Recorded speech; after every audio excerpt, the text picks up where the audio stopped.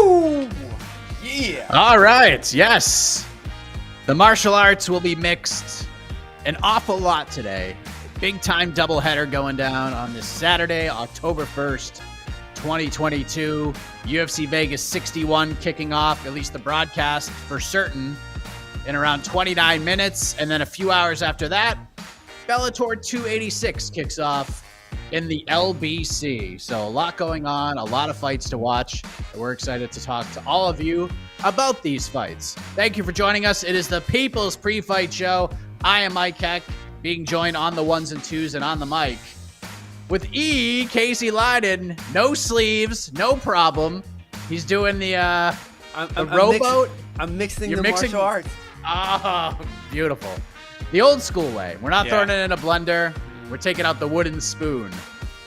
There you go. It's like cookie dough. The martial arts are all in a mix right there. Yes. And Casey, you will be in the building, right? In the LBC for Bellator 286. Yes, this is true. As soon as I'm done with this, I might watch the first or so fights for the UFC card, and then jump in the car, drive about 30 minutes, and I'll be in Long Beach, and I'll be seeing some Bellator cage fighting, cage side, and doing some interviews backstage afterwards. Nice. You can hit the breaking news music for a minute. It's nothing bad, but a lot of people have been hitting me up, and they've been saying, hey, I just saw you put up a stream for the UFC Vegas 61 post-fight show. What's going on with Bellator? Are you guys going to do a watch-along or something?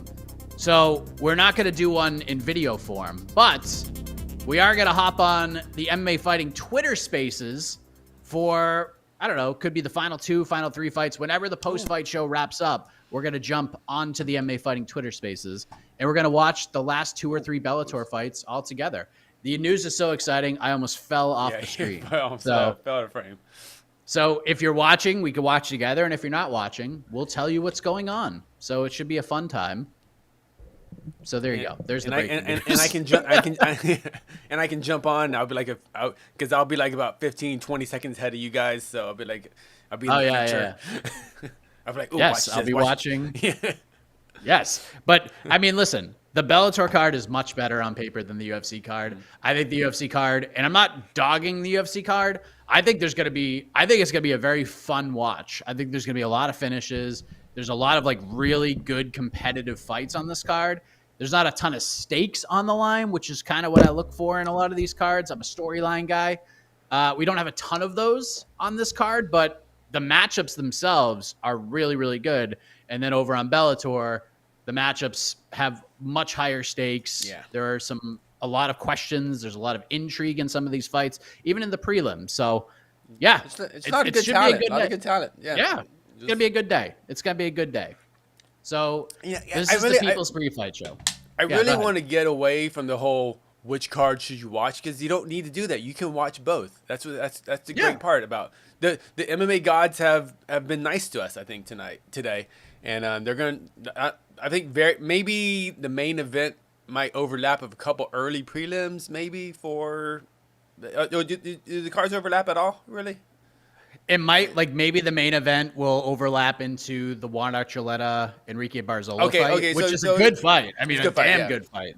But if I had my druthers, the main event would happen at like 9 p.m. Eastern. The fight would happen. We'd do the post-fight show, and then right after, like the first fight ends for the Bellator main card, then we can just enjoy the last 3 fights together. But it's the People's Pre-Fight Show. Your questions, your thoughts about these 2 cards, or whatever else you want to talk about. Right. We're just going to get after this until the first punches are thrown. So with that being said, what we got here? What are we thinking? What's on our minds? Ooh, it's too small. Hold on. There we go. EKC metal bands, lettering styles are hard to read, and the mic is in the way. What band are you wearing? So this is a band called Vernum Womb. Yeah. So they're a band, I think, out of Denver. Very kind of grindcore, loud, screamy, rah, rah, rah, vocals. I saw them a couple weeks ago. So Vernum Womb. So check them out. They have a new album out. So thank you for asking, Mr. Luca Luna. enough about me. Let's talk about the fighters. Yes. Can we talk about Oleinik getting what is, I believe, 60 submissions tonight if he can pull it off? Is that true? No. Is this his 60th? No way. Wait a minute. I mean, maybe I'm completely... He has 60 wins. Yeah, 60 he has 60 wins. Okay. No. There's got to be like a decision or a knockout mixed in there somewhere. Or all, yeah. What, man. I mean, he will... if he wins, he's tied with Frank Mir for the most submissions in heavyweight UFC history, right? That's what we're looking at right now. Yeah, there are a couple of TKO victories in there. Yeah. I'm kind of flying. Isn't it like his fifth? Remember we got to actually use the graphic? Yeah. That we've been waiting years for. That was 50, right? Yeah. Was that 50 when he submitted Vandera at 273? For 50 wins, or what was it? 50 submissions. Oh, 50 submissions. Oh, I can't remember. That's a Jose thing. But yeah, I think because there was that graphic. I think it was 50 submissions. So this would be 51 if he gets it. I think. I don't remember the graphic. But, I mean, I'm going down to Tapology, and it's just like, I mean, there's a lot of punch finishes, too. Yeah. Are Oleinik and Trinado, are they the oldest fighters in the UFC? I think Trinado's 44, Oleinik's 45. Who am I missing? Am I forgetting anyone else? Oh no, we don't have the submission. The graphic was the 60 wins graphic. Oh, it's just 60 wins. Yeah. Now I'm all caught up. Because every time we made it and we put it in assets, it was always like his fight fell out. We were so ready to post. Yeah. Yeah, I'm not sure. Like, I mean, God, it's not 60 submissions tonight. It might be around 50 submissions, because there are a few TKO finishes and decisions in there, so I think maybe I'm counting them right now. 14, 15, I think the 16, whole rest of the show. 18, 19, 20, 21, 22, 23, 24, 25. So many Ezekiel chokes. 26, 27, 28, 29. That's a TKO. 30, 31, 30. Nope. 32. That's a split decision. 33, 34, 35, 36, 37. Sorry about this. 38, 39, 40, 41, 42. That's a punch. 43, 44, 45, 46, 47. Ooh, 48. This will be 49. Oh, 49. All right. Either 49 or 50. I'm not counting again. So we have at least 48 submissions. It won't be 60. It could be 50. I like we wasted half of our Q&A counting submissions. He's got so many finishes. It's crazy how many finishes this dude has. Do you think he's going to win tonight? Are you picking him to win? Of course. I pick him to win every time. It's like I've never picked against him. I don't care who he fights. He can fight a rhinoceros. I'll be like, nah, Oleinik's got this. You know how you have your certain fighters that you get wrong? Yeah. Yeah, you know how I was going to say, like, do you know how there's fighters you get wrong like every single time? I think Alexei Oleinik is my kryptonite. I'm picking against him tonight, by the way. Oh, he got the TV's got Let me see. It's going to be, this has the potential of being just a really terrible fight. But I'm picking Latifi to win by submission. I don't know how you can neck crank or choke a man with no neck. I just don't understand, because Ilir Latifi has no neck at all. Nothing. Yeah, I picked Vandera to beat him, and then he won that fight. But then his last two fights, I picked him to win. I picked him to beat Spivak and Chris Dawkins, and then he winds up losing those. So yeah. Ooh, maybe I should go against Oleinik so he can get number 59 or number 49 submission tonight or something. But yeah, I mean, we'll see. I'm always excited to watch him fight. That's all. I don't get. I love Oleinik. I love that. Just put him on every card. He's one of those guys for me. Yeah. All right. We'll see what happens. All right. Let me look at the questions. Yes. Happy birthday, AK. He was supposed to be on the show today, but he had a big birthday party. I think TGA Fridays that he didn't invite any of us to. So yeah. So if you're in Toronto, he is just going crazy over like some mozzarella sticks at TGA Fridays right now with his birthday party. So good for him though. Yeah, See, I think he took the whole week off. Yeah, just to celebrate his birthday again. It's wild. Yeah, get those Jack Daniels glazed. Oh, the Jack Daniels buffalo wings. Yep, or what? Boneless wings. Yeah. Boneless wings. Oh man. Oh, that AK, tower of apps. That they do. Dude, that's all AK talks about in our Slack channel. Just like, dude, guys, you gotta get these Jack Daniels like boneless wings. Like, I don't know how they do it. He's a weird guy. What else we got? I saw. What are they? I lost. We can do question. Oh yeah, we could do Bellator. We could do UFC. Feeling terrible for Jessica Penne. She can't catch a break. Yeah, that was tough. Yeah, we got the news from the UFC that she was ill and out of the fight, and I just wanted to make sure because I had heard from somebody that was there that this wasn't a weight cutting thing. So I reached out to her manager, and her manager said she was pretty much sick the entire week. She thought she might be able to fight through it. Ended up getting bronchitis, which no doctor on earth is going to clear you to compete with bronchitis. So yeah, she's bummed. She is as bummed as a lot of Penne fans are. Yeah. No one's more bummed than she is. She's pissed. She's pissed she's not fighting. Yeah. But I think the only person bar equally as bummed is her opponent Tabitha Ricci. But I like Jessica Penne's her kind of explanation, and she was very apologetic and sympathetic to her opponent too, which I think is a very good martial arts way because she's been in the game long enough to know that all the sacrifices that she makes to get to that day, her opponent has to make the same amount of sacrifice. So just sucks. That's all. Just a bummer. And what exactly is bronchitis? I saw one of those diseases I hear about, but I've never had, so I don't know. I'm assuming it's some kind of respiratory thing.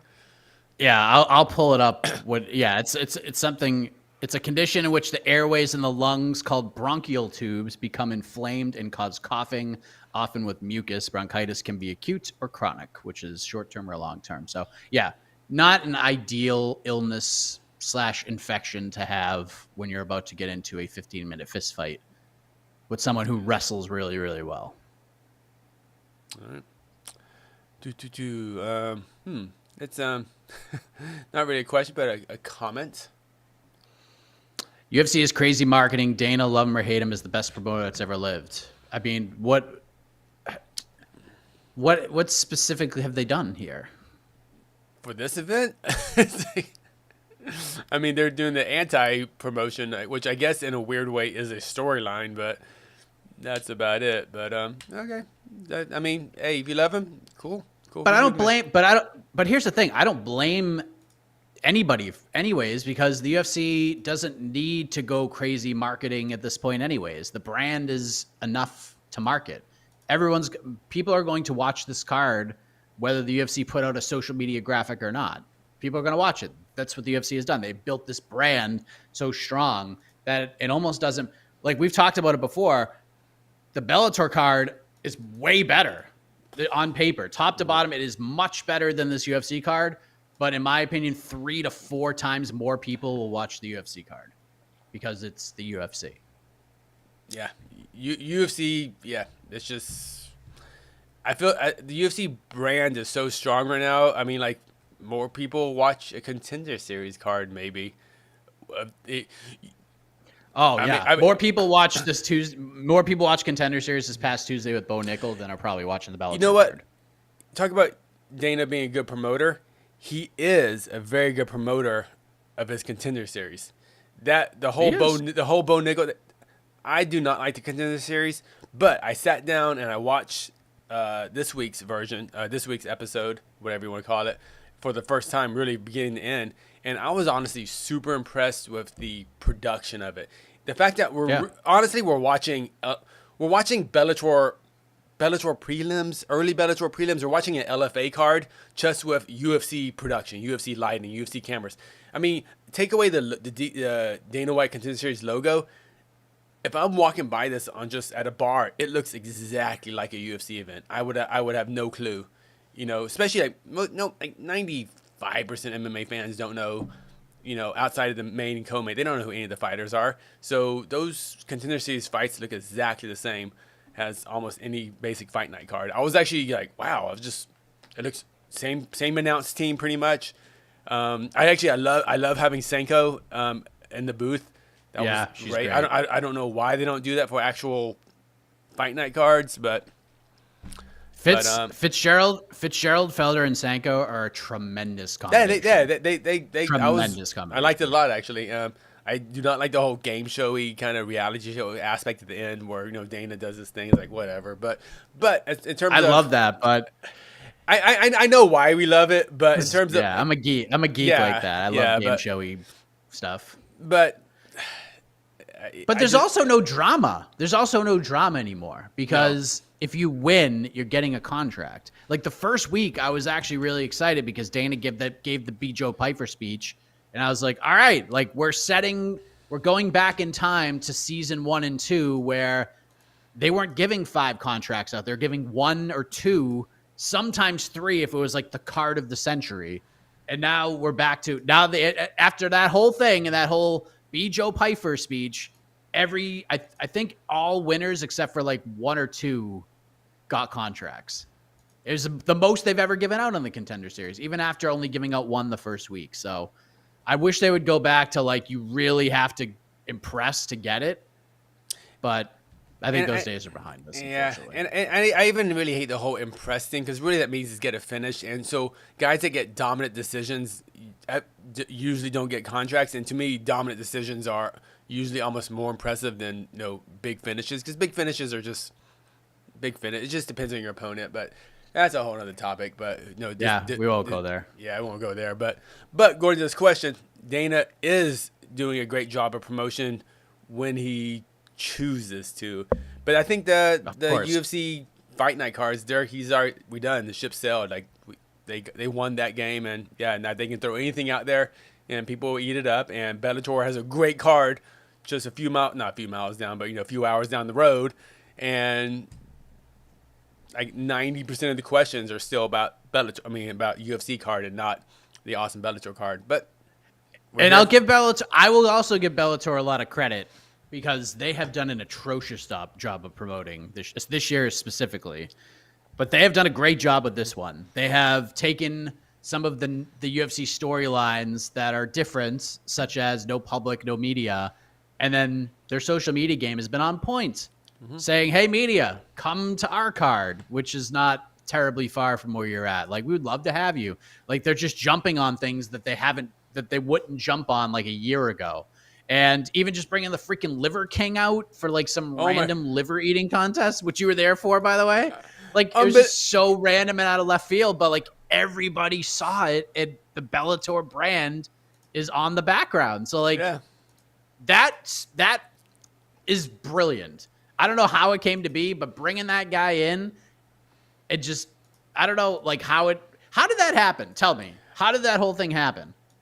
Okay, literally, so ceremonial weigh-ins happen at 12:30. We shoot ceremonial weigh-ins. Then we do a scrum with Scott Coker. So I'm digitizing footage, getting it sent to you guys, and then the PR guys come up to me and goes like, "Hey Casey, don't put away your camera. Paulo Costa's here, Patricio Pitbull's here, and the Liver King is going to be here. So just have your camera ready." I'm like, all those words didn't make sense to me. I was like, what? He's like, just have your camera ready. And he's like, what's going on? He's like, and the PR guy's like, I'm not really sure, but they're all going to be here. That's what he said. And that's what, and that's literally what. So I was like, I took my camera out of my bag. I just kind of had it there ready.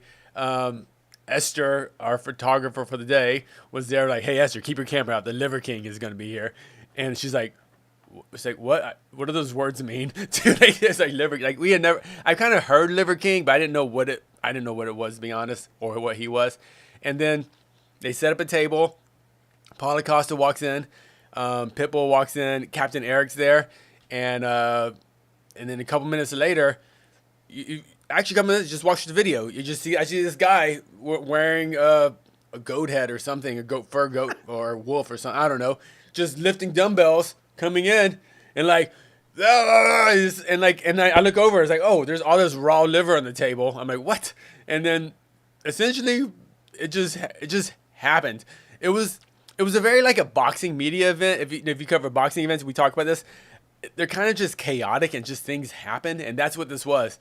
Just things started happening. Like I was next to Mike Bond from MMA Junkie. We're like, what is going on? He was like, I have no idea. And we just kind of kept rolling. And then,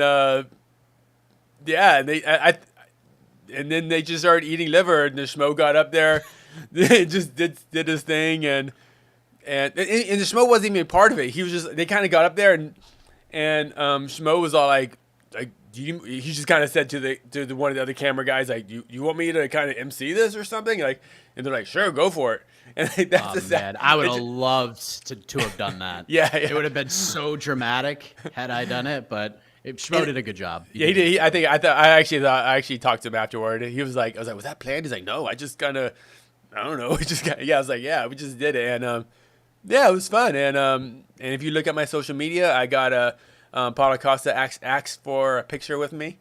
And so I granted him a photo. Mr. 3024? I granted him a photo. And the secret juice, it works. The secret juice works. Oh, good. It works. So, excellent. Everyone was really nice. It was fun, and it was just a thing that happened. It was not planned at all. It just happened. Like literally, like if the PR team when it came to me like 5 minutes later, my bags been packed. I probably might have been out the door. So yeah, we just brilliant. It was fun. Brilliant move by Bellator. Excellent job by Bellator. Well done. Yeah. All right. All right. What we got here? Oh. If Pico versus Pitbull was tonight, who do you pick? Ooh. Man, that's. I'd probably pick Pico, because it's just a. Oh man, that's super tough. Like I need to see this fight first. I need to see Pico Kennedy first before I can make a pick. Like if Pico just kills Jeremy Kennedy tonight, just runs his ass over like he's done to like everybody he's fought over the last 4 or 5 fights, then I would pick Pico. And it's just not just like this is the test. Like this is the test you have to pass in order to fight a guy like Pitbull. It's close. It'd be more of like, what's the betting line at? If Pico was the dog, I would pick him, but I just don't know if he would be the underdog in that fight. Honestly, so yeah, we'll see. It's a good fight. Yeah, Pitbull's got a very tough fight tonight. Adam Borch is freaking awesome, dude. I would love Aaron Pico and Adam Borch rematch too, just as much. But obviously Pitbull, since he's what is he in our rankings right now? The only rankings that matter. I was just looking at this too. At featherweight, featherweight. He's got to be at least top 4 or 5, I would think.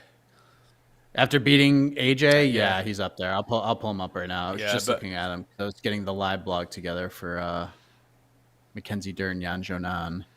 Here we go. Let's take a gander here at the only rankings that matter. Light heavyweight, lightweight, featherweight. Patricio Pitbull is number 3. Number 3. Number 3.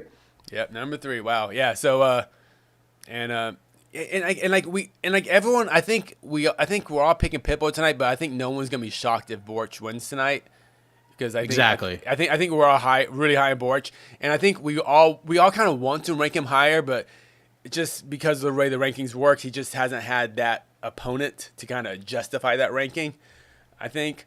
But imagine if Borch wins tonight, even though it won't be considered a giant upset. He'll go from essentially unranked to top 3 in our rankings.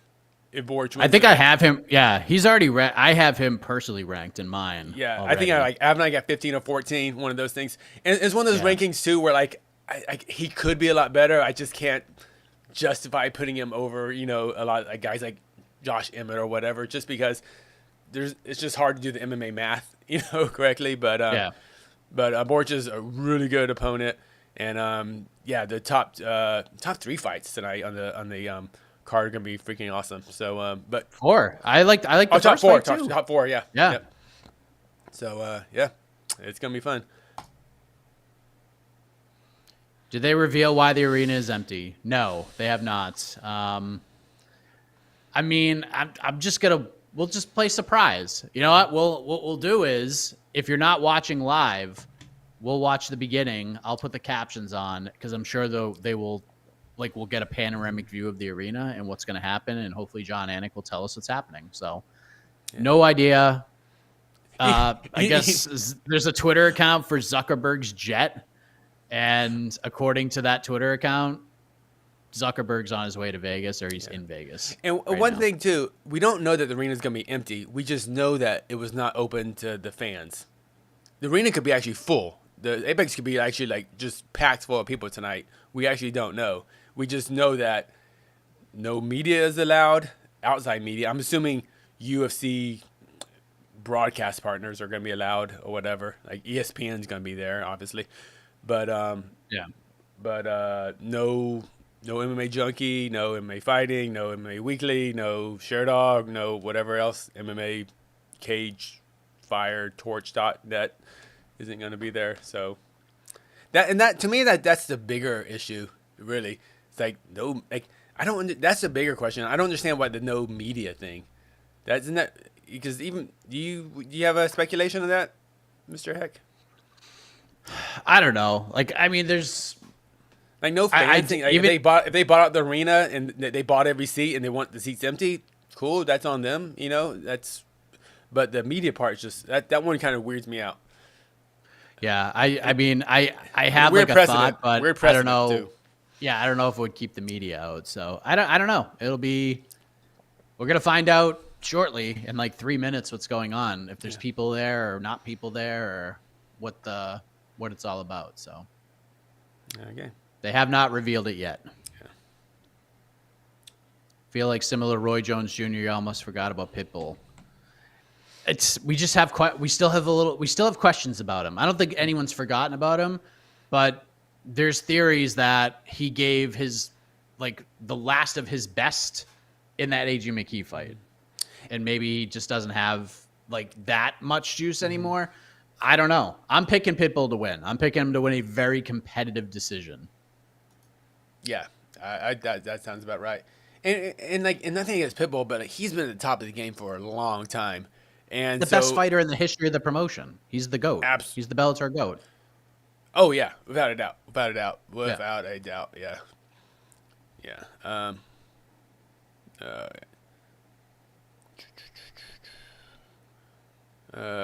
sorry. Let me try to find a good quote. We'll see if he eats up the booze because he's gonna get booed out of that building big time tonight. Zuckerberg's gonna call it Chase Hooper. I'm picking Chase. Chase in that one. Oh, I'm absolutely picking Chase. Oh yeah, absolutely. Minus 900, maybe more. Wow, would there be any chance? That's too far. That's too far. No. I don't even want to say those words out loud. All right. All right.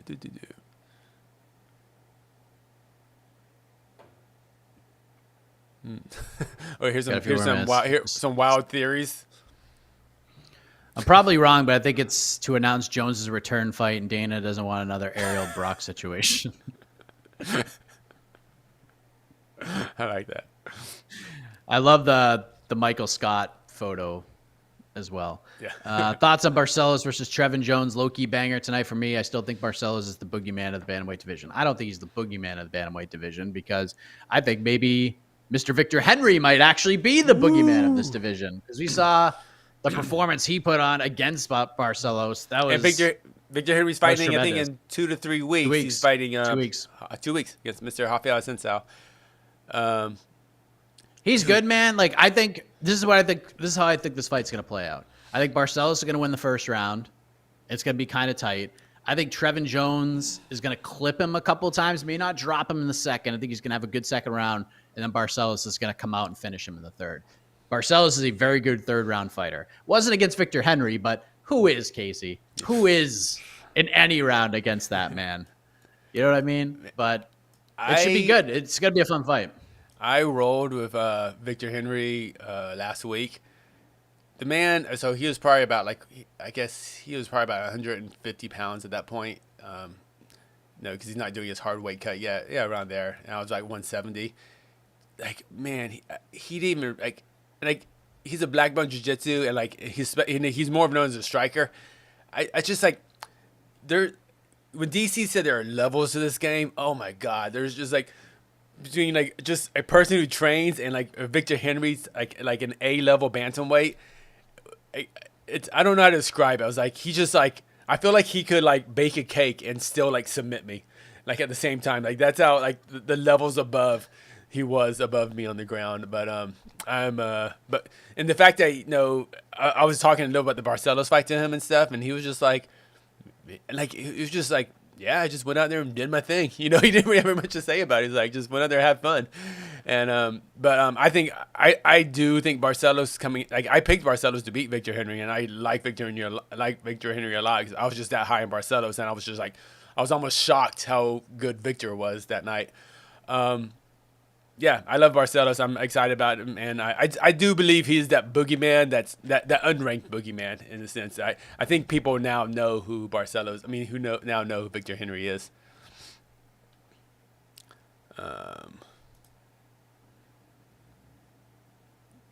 Sign me up. I would take that fight. I would take that fight. That would be awesome.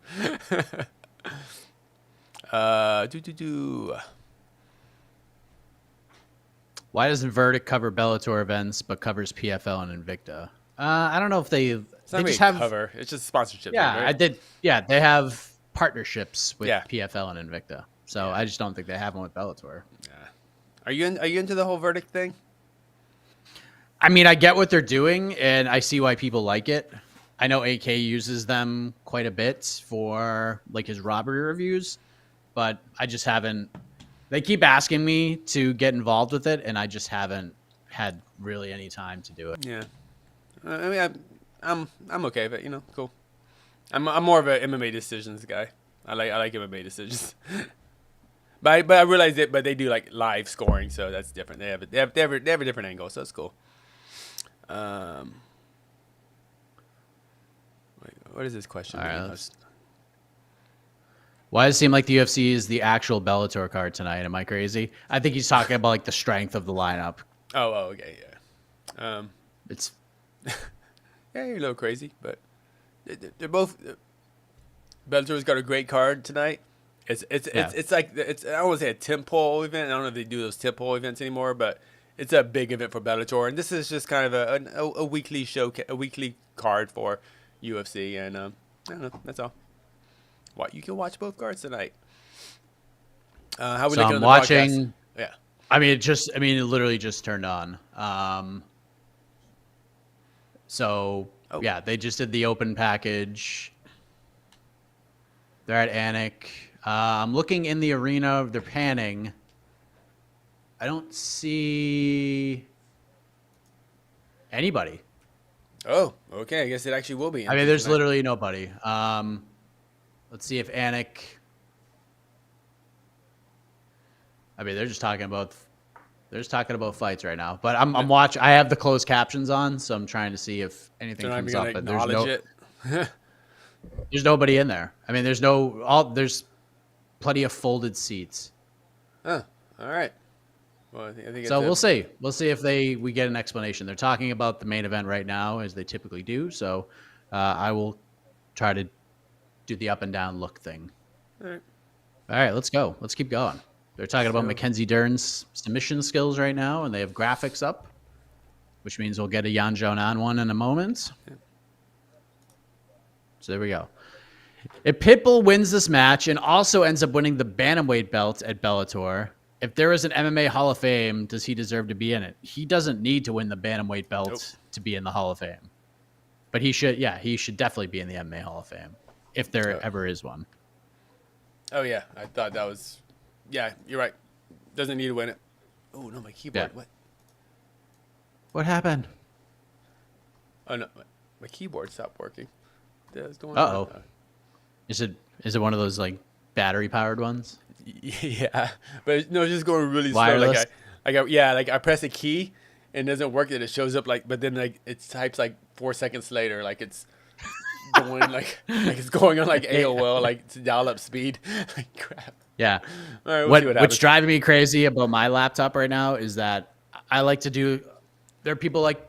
Oh, let's see what Anik's gonna say here. Nope. Talking co-main event.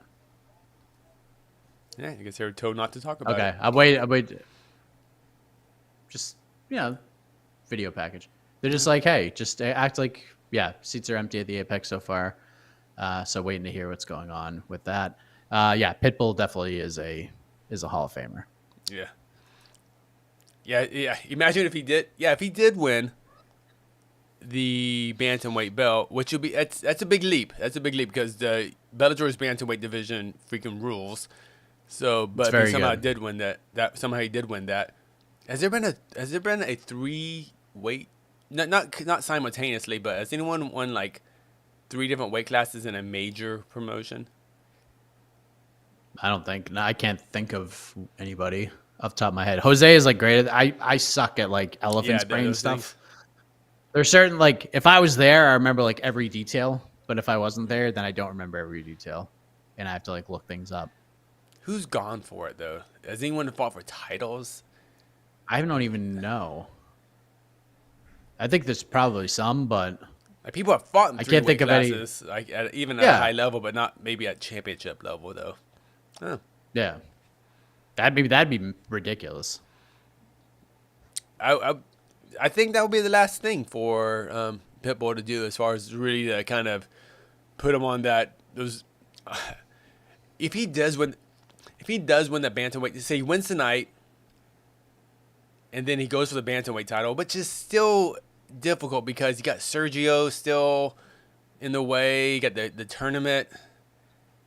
If he can win tonight and then somehow I'm assuming he'll fight Pico if Pico beats Kennedy, and then wins bantamweight. All right, we're doing too many ifs. I was trying to decide like if he's like one of the we put him in that kind of Mount Rushmore of the greatest MMA fighters who didn't fight in the UFC type of label. Or was he already there? Yeah, he's probably on there anyways, so or close to it. All right. They're just doing video packages right now, so I think we still got some time here. I like this question actually. Who in the UFC right now will be the next Michael Bisping, Glover Teixeira, and win a title towards the end of their career?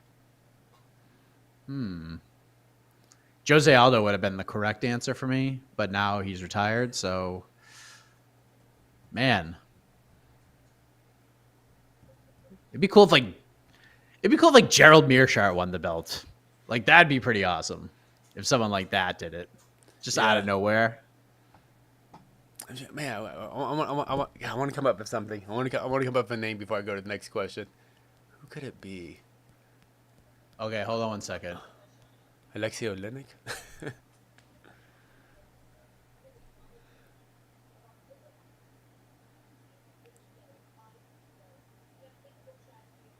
Okay, so Megan Levy is talking. So they're talking about the 5-year anniversary of the tragic shooting right now.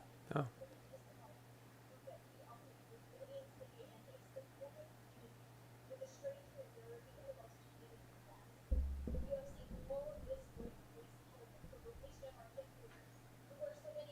So let's see what's happening here.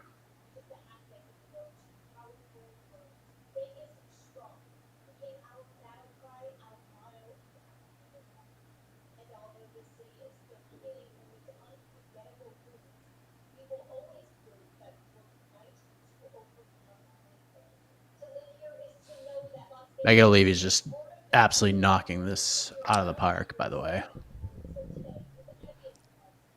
I covered the event that came. Was it the week after? Because they had there was a major UFC pay-per-view. Like, I think the following week after the Vegas shooting.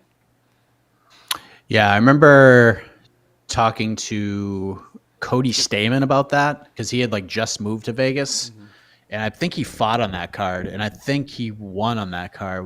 Might have been the Brian Caraway? Who he fought? Yeah, I'm not sure who he fought. So here was kind of like one of the thoughts that I had about the no fans and no media was that they would just leave it empty, like in honor of, not honor, but like in true, like, you know what I mean? Just kind of like leaving the seats open for just focus on. Why keep it? I don't know why they would. Why keep it a secret though? What's the secret? I know part? that's my thing. That's my thing. Is like if you're gonna do that, that's like something that could be promoted. But yeah, I don't know. They didn't mention anything about it. But there's nobody in the arena right now. UFC 220. Where was it? So UFC 216 was October 7th, 2017. That was the Tony Ferguson, Kevin Lee interim title fight card. That was also the card with the Mighty Whiz Bar with Demetrius Johnson, Ray Borg, Fabricio Verdum, Walt Harris, Mara Barella got a win. We got a draw between Evan Dunham and Beneil Dariush. We got a draw between Lando Venata and Bobby Green. Cody Stamen beat Tom Duquesnoy. That's who it was. Pearl Gonzalez lost to Polyana Botelho. Matt Schnell won. John Moraga I remember John Moraga getting like a really quick finish that night. And the first fight of that card was Brad Tavares versus Talis Leites. So, yeah, that was UFC 216. Oh, that was crazy. We have a good theory right here. The secret is it's AK's birthday. Yeah, I'm just waiting for AK to like get his own introduction and walk to the cage and welcome everybody to the UFC Apex. It's an apology from Dana for putting him in that little propaganda video. Oh man! Well, the gymnastics score for this card is an 8.1. My gymnastics score for the UFC is an 11 out of a possible 10. So with that, enjoy the fights, ladies and gentlemen. Oh, that'd be amazing. What would AK walk out to? What would he walk out to? The next episode by Dr. Dre. La da da da. All right, let's keep going. We're at commercials right now. Yeah, oh, you know what? Randy, that person that kind of did the Glover question, I put it down, but I think of someone like Jan. Oh, Blachowicz. Yeah, Jan Blachowicz. Yeah, Jan's a good one. Which was right before Glover. Yeah, Jan's a good one. Yeah, Jan's a good one. That might be the best. That might be the best choice because he's right there. Yeah, he's right there right now. Yeah. Yeah. Okay. There we go. Yeah, walk out. AK is gonna walk out to some Celine Dion. Here we go. Yeah. The Way You Love Me by Celine Dion. AK would come out to one of those songs he sings on Instagram. AK is a tremendous his voice artist. You never say it's like it just soothes the soul. Mm-hmm. Ooh, I like this. Talking about the late resurgence of a career. Maybe I know it's still early, but I think in 5 more years I can see T City kind of sneaking back in there. That's a good one. What if it's like a Tim Elliott? That wouldn't be a bad one. He's coming off a win. Yeah. That'd be a good one. Yeah, I don't know. Oldest fighters on the roster. 3 of them fighting tonight. Alexi is the oldest. Trinaldo is the second oldest. And Guido Canetti, 42 years of age, is about to fight right now. All right, so they're setting up the graphic for Canetti versus Randy Costa. Must win for both guys. Let's do Bellator picks, and then we'll play the UFC game. Juan Archuleta versus Enrique Barzola. Who do you have? Ooh. Considering Archuleta had a bad weight cut, and I think from what I was told, they changed it to a catch weight because of Archuleta's weight issues. I'm gonna go Enrique. I've always liked his fighting style, and I think this is a bit of a changing of the guard at 35. It's a great fight. I'm going with Archuleta to win a decision, just because I think his wrestling is going to come into play. Not saying Barzola has no wrestling, but I think Juan's just going to put on a pace. But it could be one of those fights where he has to hang on the final couple minutes to win. Aaron Pico, biggest test of his career, fighting Jeremy Kennedy. Does the young man get it done? Oh my God, Randy Costa's mustache is fan-friggin-tastic. Oh, I gotta see this. I haven't seen it yet. It's better. It's better than it was on BTL, by the way. Nice. Aaron Pico, second round, body shot, knockout. I'm saying Aaron Pico, third round, TKO. It's either going to be 1-1 heading into the third, or It's going to be super close. Kennedy's going to be the tougher than a $2 steak kind of guy, but eventually it's just Pico's pace is just going to be too much, and I think he puts him away in the third. I have AJ McKee first round submission against Spike Carlisle. He catches him with something big and then subs him out. Second round submission for Mr. McKee. And I'm picking Patricio Pitbull by decision. Ooh, I'm going Adam Borch by decision. Not a bad pick. I almost went that way. It would not shock me whatsoever. Yeah. If that happens. I know Pitbull is always kind of the shorter fighter, but I just saw them right next to each other yesterday at the weigh-ins. Like, man, Borch, he looks, I don't know. I mean, you look good. You look good. Joe Lozon in the corner of Randy Costa. That's good to see. All right, UFC main card. Mike Davis versus Slava Claus. Mike Davis. I love Mike Davis. Mike Davis by decision. Mike Davis by decision. He always has like the worst luck because he always like fights the most durable dudes, and I feel like Slava Claus is gonna be super durable on this one. So yeah, that fight's gonna rule. Did someone pay for his corner? I saw him. I'm not sure. Happen? He tweeted something out about it, but I don't know. We'll find out. Obviously, yeah, we'll find out. I'll reach out to his team and see if anything happened with that. John Castaneda versus Daniel Santos. Who do you got? I'm going Castaneda submission round 2.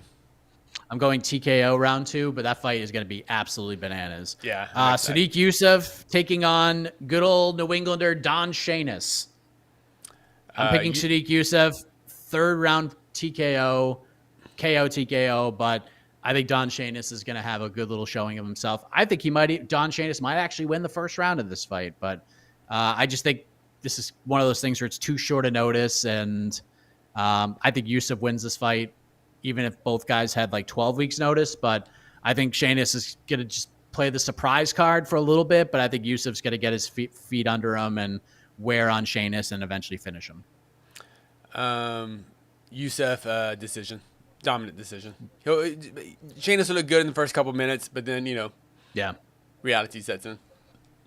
I got Barcelos, third round TKO. Second round TKO for Mr. Barcelos.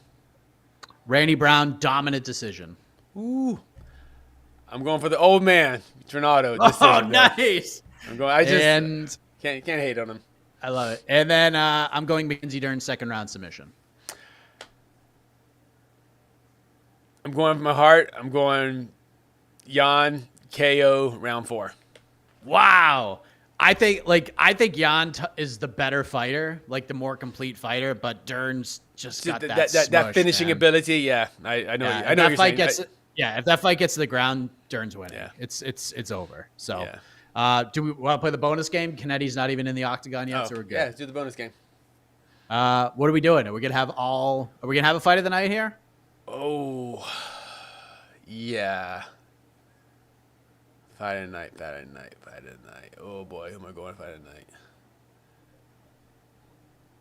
You know what? I'm gonna go main event. Fight of the night. I think it's gonna be a scrap. I think Jan will get taken down, but she'll survive to the end of the round. She won't actually get up, but then Dern's gonna kind of tire out, and Jan it's just gonna be a crazy barn burner for like 3 or 4 rounds.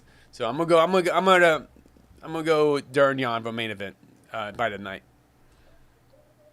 Even though I'm picking Jan, but I do pick Jan to get the finish. But I think it's gonna be even when Dern's losing a fight, she'll just throw bombs. I like the way Dern fights, even when she's losing. She doesn't give up. I'm gonna go with Castaneda Santos. I just think they're gonna just beat the shit out of each other until somebody falls. So I'll go with Castaneda. Although I think the Jesse Ronson Joaquim Silva fight is going to be super fun. I just think it's going to end super fast. Performance bonuses, I'm going to go with Randy Costa's going to get one right now. Oh, okay. Like that. And Mackenzie Dern. Barcelos will get a performance bonus. And the other performance bonus will go to Mr. Alexei Oleinik, who will get a submission in round 1. He would choke out the unchokeable earlier. Wow, that'd be sick. He's getting a bonus if that happens. All right, we can hit the music. First fight of the night about to begin, or the afternoon, that is. Randy Costa, Guido Cannetti. Jobs could be on the line here. Yeah. Stakes are high. So enjoy, everybody. We have lots of fights to watch. We'll be back right after Mackenzie Dern, Xiaonan. We'll do a quick post-fight show, and then we're going to jump on Twitter Spaces to watch whatever's left of the Bellator card. So, Casey, have a good time. Excited to see the work being put in, all the videos, all the scrums, and who knows what the hell this Bellator card's going to bring. Will the Liver King make an appearance? And make sure you check our social media, which is the best social media out there. We will have a special guest photographer tonight.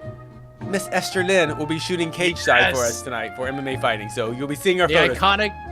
She trades in the iconic voice for the iconic lens. There you go. So thank you very much. Enjoy the fights, everybody. We'll see you later on.